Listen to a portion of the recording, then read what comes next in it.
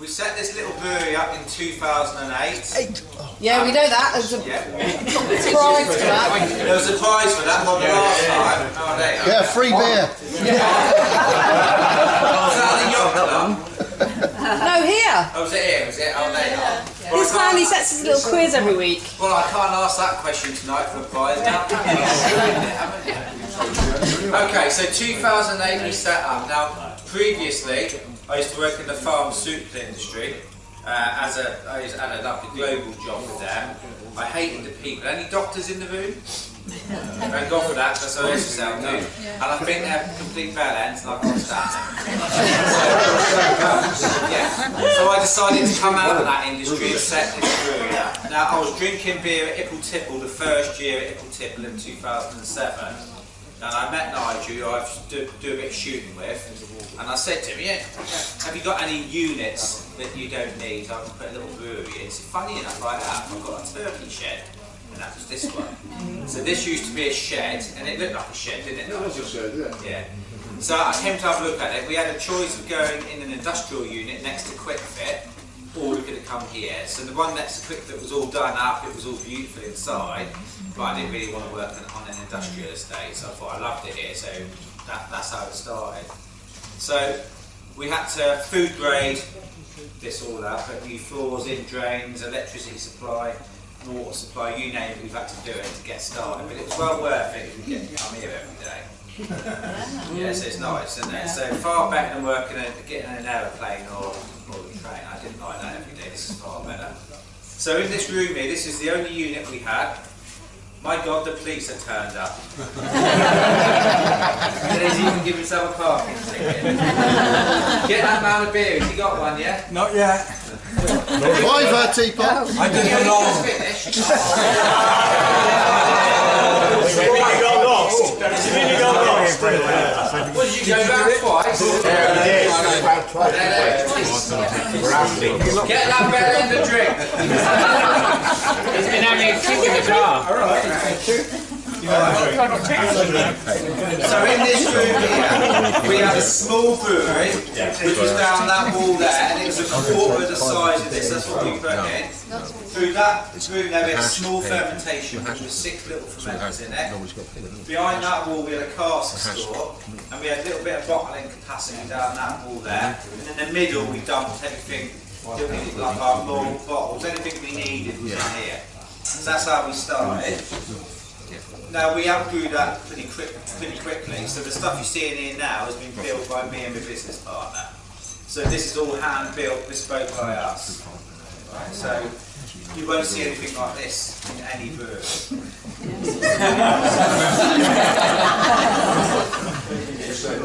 It sounded like I pinched someone else's. No, I didn't know that. Where's the still? Yeah, so if you look down the room, that tank there's our hot water boiler, our hot liquor tank.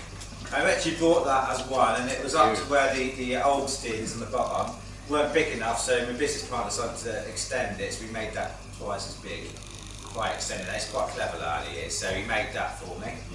This is our mash tun, this is our hot copper. This tank was one tank, and we picked it up from Honiton, we cut it in half, re-skinned it, and that was the basis of our brewery. This is what we got first. The set steps you see here, I bought these off of eBay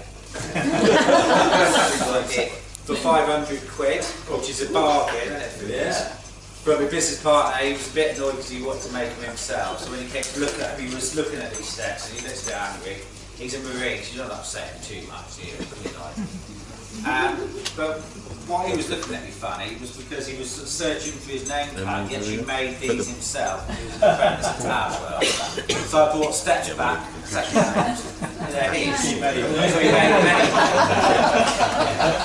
So, any farmers in the room? No.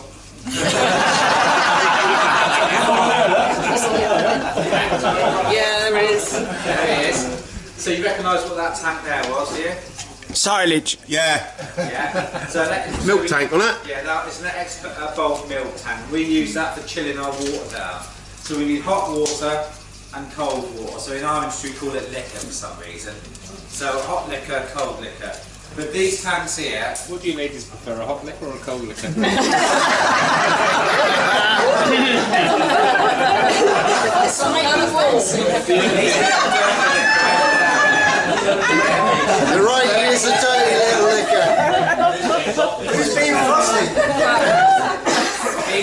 Grand Mother in here, isn't he, look? You watch your sheep later on, I'll tell you. He's so good at licking, he can breathe through his ears. Yeah, so, this tank, yeah, cold water tank. Usually in Ireland, if we brought a tank to chill water, that's stainless steel. It costs us about 10 grand in our industry, but I bought that second hand, it cost me 250 quid. You didn't buy it on Pete Slade though, did you? So that's why we use it. That, to be fair, Peter Slade's there. No, I know. I did have a tank off him, didn't I, Peter? I had one of your old tanks, didn't I? I had two, didn't I? Yeah, but we outgrew them. They were a little bit small, so we had to get rid of them in the end. But they're pretty good. We ferment beer. No, that's a different one, Peter. That's big, eh? If you have a look at that, it's quite exactly the same thing.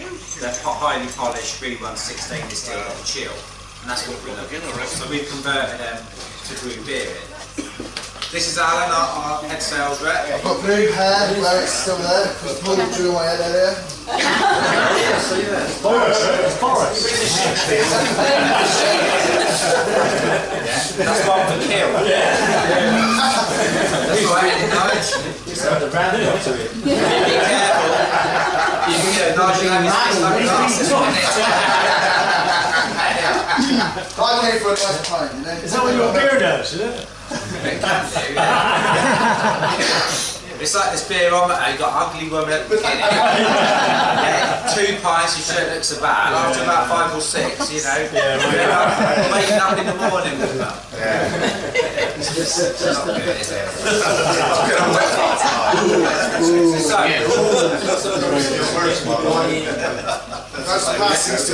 So the process, and the main ingredients for beer is barley and water. So that's the main ingredient. So the barley is malted at a malter's house. So does anyone know what malted barley, what that means?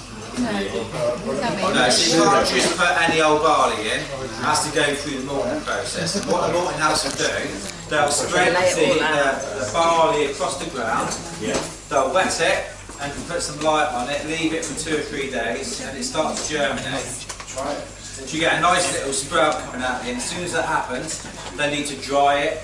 And basically that process gives a chemical reaction to allow the sugar out of the barley. Yeah, so when you've dried it, the nucleus has changed in that barley and it's ready. So it's clever really, the first person that must have... Who originally went, oh no,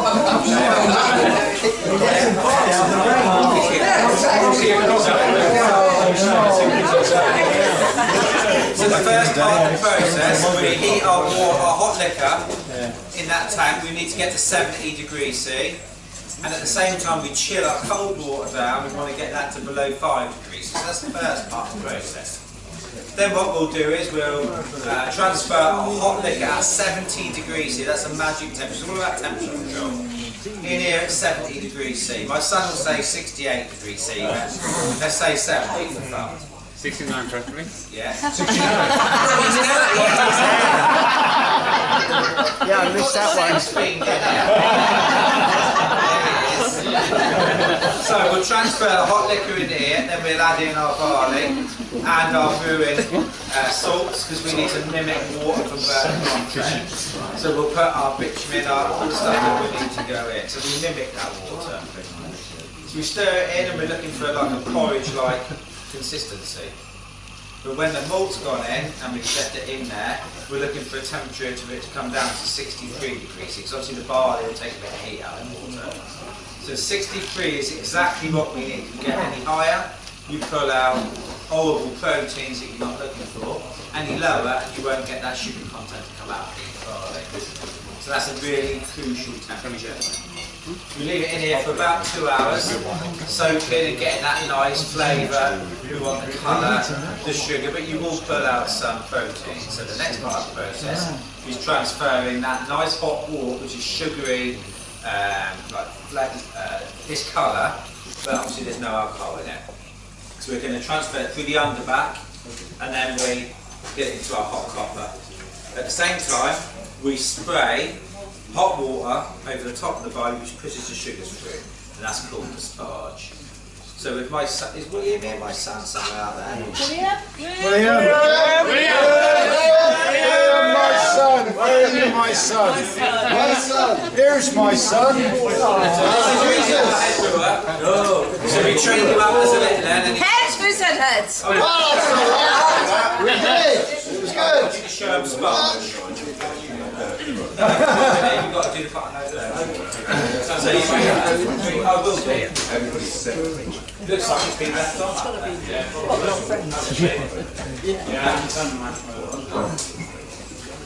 Well, if you lift the lid. So it's in there now. Yeah. So when that is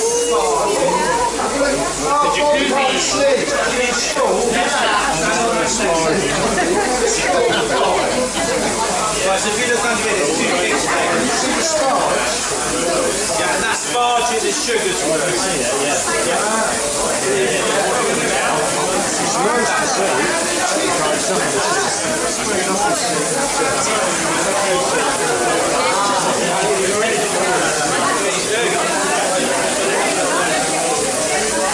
There's not a lot in there. So, when we've gained that nice hot water, we bring it into our hot copper. We need to start bringing it to the boil. Now, everyone see the big red generator out there? Yeah. Well, there's not enough power on the farm really to boil that. So that generator is pure and simply, we turn that on, about 115 kVA power to start bringing this up to the boil. It's a lot of power. When we bring it to the boil, we then start adding in our hops. So we're boiling in the hops to give you that nice flavour. Now, there's different hops will give you different flavours. Yeah, so, and different barleys will give you different flavours. Does that make sense? So we can change the recipe quite easily. Hops from somewhere like. Yeah, I was going to say, do you grow them? Yeah. Our hops come from East Kent, Herefordshire, San Francisco. We've got a new German hop as well, which is that one for the pill. What's it called? It doesn't have a name on the Lederhof. It's called that German stuff. German stuff. But yeah, we make a Pilsner now for Turtle Bay restaurants. So we need to get a Pilsner hop, and that's the one we use. Okay, so we boiled it to the boil. We boiled in our hops. We boiled out our protein. So now we need to get it from the hot wort into our fermenter, and that's where the cold water comes in.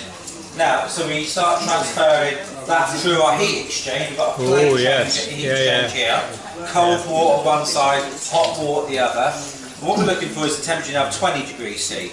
And it goes into the fermenter, and we catch the hot water back again here, ready for brewing. So it goes in there about 80, but by the time we're ready to use it, it's just about the right temperature, isn't it, look? Yeah. Heading off. Right. See you later, look. So, when we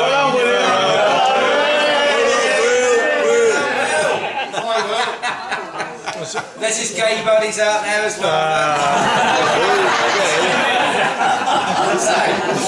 I love it. Yeah. So, when we got it in the fermenter at 20 degrees C, we add in our yeast, and as soon as that yeast gets wet, it starts to ferment. Yeah, so we want to turn all that sugar content into alcohol. Now, for a 4% beer, it takes 4 days to ferment. For a 5% beer, it will take 5 days. Now, I'm going to ask a question for you. Anybody know how we get more alcohol out of beer? Sugar? Ferment it or not? Leave it for longer. No. Just do it twice. Because there's only a certain amount of sugar that we're putting in it. So if we put half a ton of barley in there, we'll get 4% beer. If we put a ton of malt in there, we'll get an 8%. So the more malt we add, the higher the ABV. How do we get light and dark? Okay. Malt, when it comes back, the majority of malt we use will be a pale malt. So the more pale malt, the lighter the beer. But then we will add in, say, the pheasant plucker. Careful. So if we put crystal malt in the beer, it will turn it red. Alright. If we put a black malt in, it will get it darker. So the more black malt we put in, the darker the beer. So let's say if you're making a stout, you would use 10% black malt, 90% pale malt, and that'll give you a stout. Does that make sense? So, but you can put more and more black malt in it, it'll turn it nasty actually. The more, if you put too much black malt in, it'll get bitter and it won't be very drinkable. Right, we go back to getting stronger. Yes. If you make some extra, what was the question, sorry? What you were saying, how do we get more alcohol? Yeah, you add more pale malt in the mash tun, and that will give you more alcohol. 25 kilograms of malt will give you 25 kilograms of raw sugar. Believe it or not. Have you ever made a beer that's just not been successful? People have said that's not a seller. It's Oh, good lord, yeah. When we first started. You're drinking it.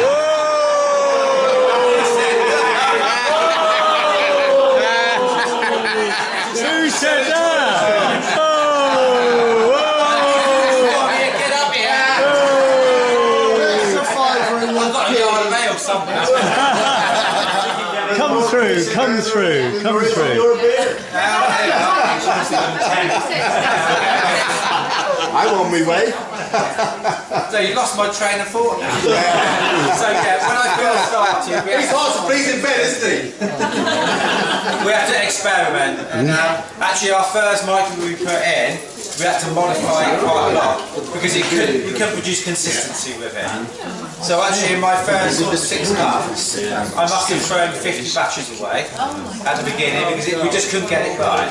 So that's when we decided we had to do a bit of work on the brewery to get it so we can make consistency. Did you do homebrew before? Yeah. Yourself on small scale? Completely different Yeah.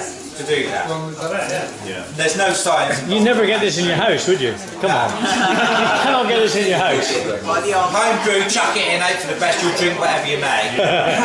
But this has to be consistent, it has to be the same every time you make it. So you replicate each batch and each brew. Yeah, we get a change once a year when the hop harvest change, then the beers will change because the hops will be different year upon year. So it's about working out what the alpha content is and do you need to put more hop in or less hop in. And we've had this year we're putting less in because we've got a higher alpha content. What do you use to measure the alcohol with? Saccharometers, which are those floats on the end there. Please don't touch them because they're 70 quid each. And if you touch them wrong, you'll snap them. But yeah, we've got lots of different floats we'll put in the beer. What you're looking for is a beginning gravity. So how much sugar have you got in the beer at the beginning? And then we can work out what the ABV is going to be.